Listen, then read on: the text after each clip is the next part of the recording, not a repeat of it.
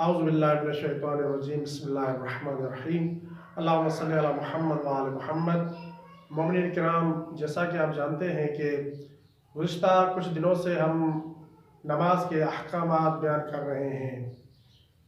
ہم نے اپنے ایک درس میں کہا تھا کہ واجبات نماز 11 ہیں اور ان واجبات کی رعایت کرنا واجب اور ضروری ہے۔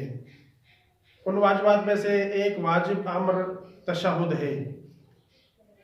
ضروری ہے کہ انسان جب نماز پڑھے تو ہر نماز کی، چاہے وہ نماز مستحب نماز ہو چاہے وہ واجب نماز ہو، ہر نماز کی دوسری رکعت میں تشہد پڑھنا ضروری ہے۔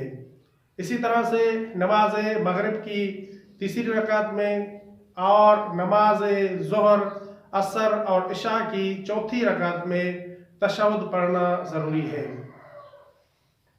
واجب اور مستحب تمام نمازوں کی دوسری رکعت میں، نماز مغرب کی تیسری اور نماز ظہر، عصر اور عشاء کی چوتھی رکعت میں ضروری ہے کہ انسان دوسرے سجدے کے بعد بیٹھ جائے اور سکون کی حالت میں تشہد پڑھے۔ یہاں پر ایک شرط بیان ہوئی ہے کہ سکون کی حالت میں تشہد پڑھنا چاہیے، یعنی جب انسان تشہد پڑھے تو حرکت میں نہیں ہونا چاہیے، اس کے ہاتھ ساکن ہوں، اس کا سارا بدن ساکن ہونا چاہیے جب انسان تشہد پڑھ رہا ہو۔ اب سوال یہ ہے کہ تشہد کس طرح سے پڑھا جاتا ہے؟ آج کل ہمارے ہاں خاص طور پر پاکستان میں ایک مسئلہ چل رہا ہے اور لوگ کوشش کر رہے ہیں کہ تشہد کو بڑھائیں، حالانکہ نہ کسی معصوم امام نے اور نہ ہی کسی مجتہد نے اس طرح کا تشہد پڑھا ہے جس طرح کا تشہد آج کل پاکستان میں رائج کرنے کی کوشش کی جا رہی ہے۔ تشہد وہی ہے جو تشہد رسول اللہ نے پڑھا، یہی تشہد ہے جو ہم پڑھتے ہیں۔ جو تشہد امام صادق آل محمد علیہ السلام نے پڑھا اور دیگر ائمہ اہل بیت علیہ السلام نے بھی یہی تشہد پڑھا تھا جو کہ ہم پڑھتے ہیں، اور وہ تشہد یہ ہے: اشہد ان لا الہ الا اللہ وحدہ لا شریک لہ واشہد ان محمدا عبدہ ورسولہ اللہم صلی علی محمد وآل محمد۔ یہی تشہد ہے جو مختلف کتب میں ہمیں ملتا ہے۔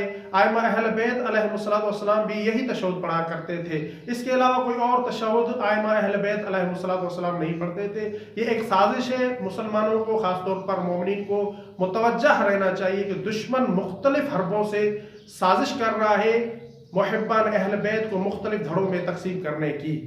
تشہد یہی ہے جو تشہد میں نے آپ کی خدمت میں بیان کیا، اور نماز میں بھی یہی تشہد پڑھنا چاہیے۔ میں نے عرض کیا کہ ہر دوسری رکعت کے بعد، یعنی جب سجدے انسان مکمل کر لیتا ہے، دونوں سجدے انجام دینے کے بعد انسان بیٹھ جائے اور سکون کی حالت میں تشہد پڑھے۔ اب جب انسان بیٹھتا ہے اور تشہد پڑھتا ہے تو اس حالت میں کچھ مستحبات ہیں، کچھ کام ایسے ہیں کہ جو تشہد کی حالت میں مستحب ہیں، اور اگر ہم یہ مستحب عمل انجام دیں گے ثواب میں مزید اضافہ ہو جائے گا۔ ان مستحبات میں سے بعض مستحبات یہ ہے: پہلا مستحب عمل یہ ہے کہ تشہد کی حالت میں انسان بائیں ران پر بیٹھے۔